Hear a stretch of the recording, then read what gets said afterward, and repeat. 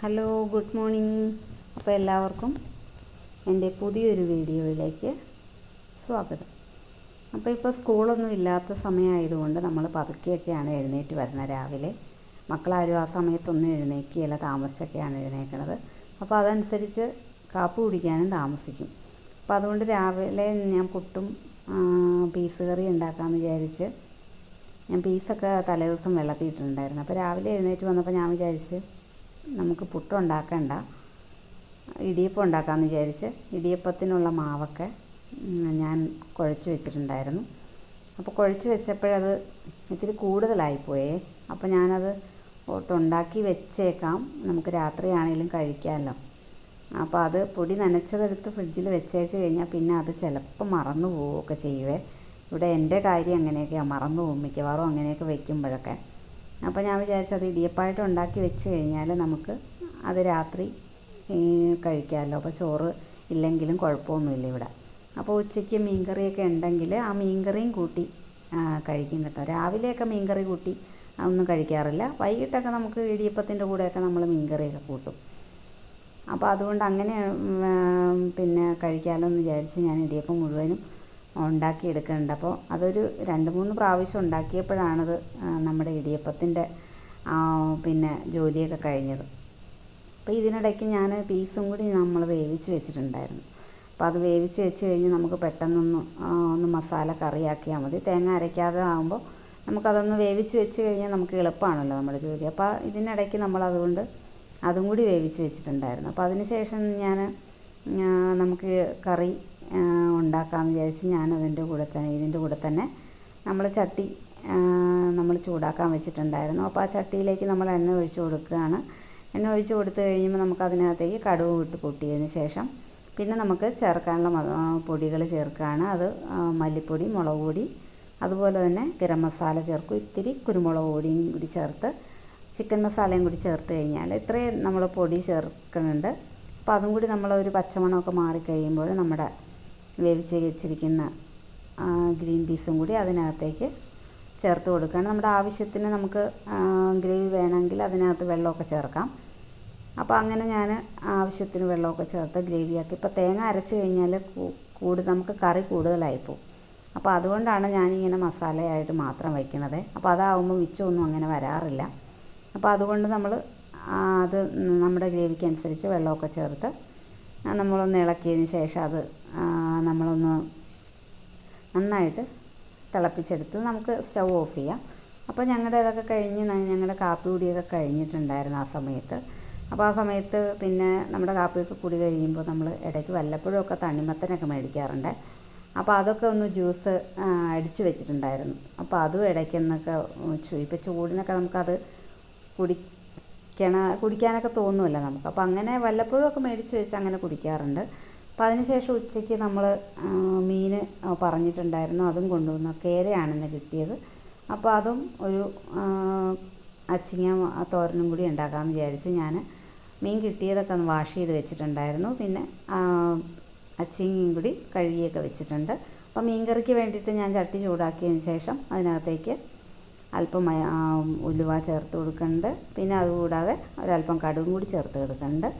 പിന്നെ അതിനകത്തേക്ക് അരിഞ്ഞ് വെച്ചിരിക്കുന്ന നമ്മൾ സവോള ഇട്ട് കൊടുക്കുന്നുണ്ട്. സവോള, പച്ചമുളക്, ഇഞ്ചി, വെളുത്തുള്ളി, പിന്നെ കറിവേപ്പിലയും കൂടി ചേർത്ത് നന്നായിട്ട് വഴറ്റിയെടുക്കണേ. അപ്പോൾ വഴറ്റിയെടുത്തതിന് ശേഷം നമ്മൾ പിന്നെ പൊടികൾ മാത്രം ചേർക്കുകയാണ്. ഞാനിതിനകത്ത് മല്ലിപ്പൊടിയൊന്നും ചേർക്കണില്ല. നമ്മൾ മല്ലിപ്പൊടി ചേർക്കണമെങ്കിൽ നല്ലത് നമ്മൾ മുളക് പൊടി മാത്രം ചേർത്ത് മീൻകറി വെക്കുമ്പോഴാണ് നമ്മുടെ മീൻകറിക്ക് സ്വാദ് കേട്ടോ. അല്ലാതെ മല്ലിപ്പൊടി ചേർത്ത് കഴിഞ്ഞാൽ വേറൊരു രുചിയാണ്. അപ്പോൾ ഇങ്ങനെ മല്ലിപ്പൊടി ചേർത്തുണ്ടാക്കണവർ ചേർക്കാതെ ഒന്ന് ഉണ്ടാക്കി നോക്കണം കേട്ടോ.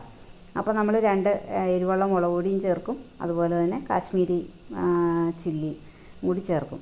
അപ്പോൾ അതാകുമ്പോൾ നമുക്ക് ഗ്രേവിക്ക് തിക്നെസ് ഒക്കെ ഉണ്ടാവും. തേങ്ങാപ്പാലും കൂടി പിഴിഞ്ഞാണ് ഉണ്ടാക്കണത്. അപ്പോൾ അത് നന്നായിട്ട് മൂത്തതിന് ശേഷം അതിനകത്തേക്ക് നമ്മൾ വെള്ളം ചേർത്ത് കൊടുക്കുകയാണ്. ഈ വെള്ളം ചേർത്ത് കൊടുത്തു കഴിഞ്ഞാൽ നമുക്ക് നന്നായിട്ട് വെട്ടി തിളയ്ക്കണം.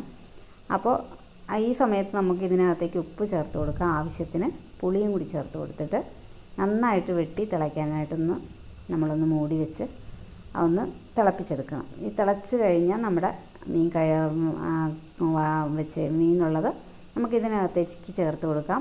അതൊന്ന് പതുക്കെ ഒന്ന് ഇളക്കി കൊടുത്ത് നമുക്കൊരു അതും നന്നായിട്ട് ഈ മീൻ നന്നായിട്ട് വെട്ടി തിളയ്ക്കണം കേട്ടോ. മീൻ ഇട്ടതിന് ശേഷം നന്നായിട്ട് വെട്ടി തിളയ്ക്കണം. അതിന് വേണ്ടിയിട്ട് നമ്മളൊന്ന് കുറച്ച് സമയം ഒരു 5 മിനിറ്റ് നമുക്ക് വെച്ചാൽ മതി. അപ്പോൾ നമുക്ക് നന്നായിട്ട് തിളച്ച് കിട്ടുമല്ലോ. അപ്പോൾ അതൊന്ന് മൂടി വെച്ച് തിളച്ചതിന് ശേഷമാണ് പിന്നെ നമ്മൾ അതിനകത്തേക്ക് ആവശ്യമുള്ള തേങ്ങാപ്പാൽ ഒഴിച്ച് കൊടുക്കുന്നത്. അപ്പോൾ നമ്മൾ തേങ്ങാപ്പാൽ ഒരു മുറി തേങ്ങയാണ് ഞാൻ എടുക്കുന്നത്. അപ്പോൾ ആ തേങ്ങാപ്പാലും കൂടി ഞാൻ ഒഴിച്ച് കൊടുക്കും. അപ്പോൾ ഇടയ്ക്ക് തന്നെ നമുക്ക് തോരനും ഉണ്ടാക്കാമല്ലോ. അപ്പോൾ നമുക്ക് അതിന് വേണ്ടിയിട്ട് ചട്ടിയൊക്കെ വെച്ച് കൊടുക്കാം. ചട്ടി വെച്ചതിന് ശേഷം പിന്നെ നമ്മൾ അതിനകത്തേക്ക് വേറെ ഒന്നും ചേർക്കണില്ലല്ലോ.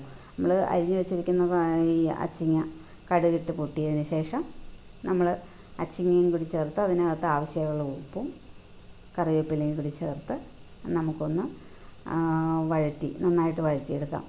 പാത്രത്തിനകത്ത് ആദ്യം കാണുന്ന പതയുണ്ടല്ലോ, ഇന്ന് ഞാൻ പൊട്ടിച്ചതാണേ എണ്ണ. അപ്പോൾ അത് ആ കവറിനകത്ത് കുറച്ചുണ്ടായിരുന്നു. അപ്പോൾ അതങ്ങ് ഒഴിച്ചപ്പോൾ അത് പതഞ്ഞ് പോലെ ഇരിക്കുന്നത്. ഞാനത് പറഞ്ഞതേ ഉള്ളൂ. ആദ്യം എന്താണെന്ന് വിചാരിക്കുമല്ലോ ആ പത കാണുമ്പോൾ എന്താണെന്ന് ഈ പാത്രത്തിനുള്ളിലെന്ന്. അതുകൊണ്ട് ഞാൻ പറഞ്ഞതേ ഉള്ളൂ കേട്ടോ. അപ്പോൾ കടുക് പൊട്ടിയതിന് ശേഷം നമ്മുടെ അച്ചിങ്ങയും കൂടി ഇട്ട് ഉപ്പും ചേർത്ത് നമ്മൾ നന്നായിട്ട് വഴറ്റി കൊടുക്കണം. നന്നായിട്ട് വഴറ്റിയതിന് ശേഷം നമുക്ക് അരപ്പ് ചേർത്താൽ മതി. അപ്പോൾ അതിന് വേണ്ടിയിട്ട് ഞാൻ തേങ്ങയുടെ കൂടെ ഒരിത്തിരി ജീരകം, പിന്നെ ഉള്ളി ചേർക്കുന്നുണ്ട്, പിന്നെ അതുപോലെ തന്നെ മുളക് പൊടി ചേർക്കുന്നുണ്ട്, ഒരു പച്ചമുളക് കൂടി ചേർക്കുന്നുണ്ട്. അപ്പോൾ ഒരുപാട് ചുവന്നിരിക്കണ്ട ഇത്. അപ്പം മഞ്ഞൾപ്പൊടിയും കൂടി ചേർത്ത് നന്നായിട്ട് നമ്മൾ തരിതരിപ്പായിട്ട് നമ്മൾ ഒതുക്കിയൊക്കെ വെച്ചിട്ടുണ്ട്. ഇവിടെ ഒതുക്കി വെക്കുക എന്നാണ് കേട്ടോ, തേങ്ങ ഒതുക്കുക എന്ന് പറയും ഇവിടെ. ചിലവർ എന്താണോ പറയണത്, ഇപ്പോൾ ഇവിടെ നമ്മൾ പറയണ അങ്ങനെയാണ്, ഒതുക്കി എടുക്കുക എന്നാണ്. അപ്പോൾ അതൊക്കെ ഒതുക്കി വെച്ചിട്ടുണ്ടായിരുന്നു. അപ്പോൾ ഇത് നമ്മുടെ 2 കറി ഒരേപോലെ നമുക്ക് ചെയ്തെടുക്കാൻ പറ്റും ഇതിനിടയ്ക്ക് നമുക്ക് ഇങ്ങനെ ചെയ്താൽ. അപ്പോൾ അത് തിളയ്ക്കുമ്പോൾ നമ്മുടെ ഈ കറി റെഡിയാവും. അപ്പോൾ 2 കറി ഒരേ സമയം കൊണ്ട് റെഡിയാവും. അപ്പോൾ ഇത് നന്നായിട്ട് വഴറ്റിയെടുത്തതിന് ശേഷം മാത്രം അരപ്പ് ചേർത്താൽ മതി.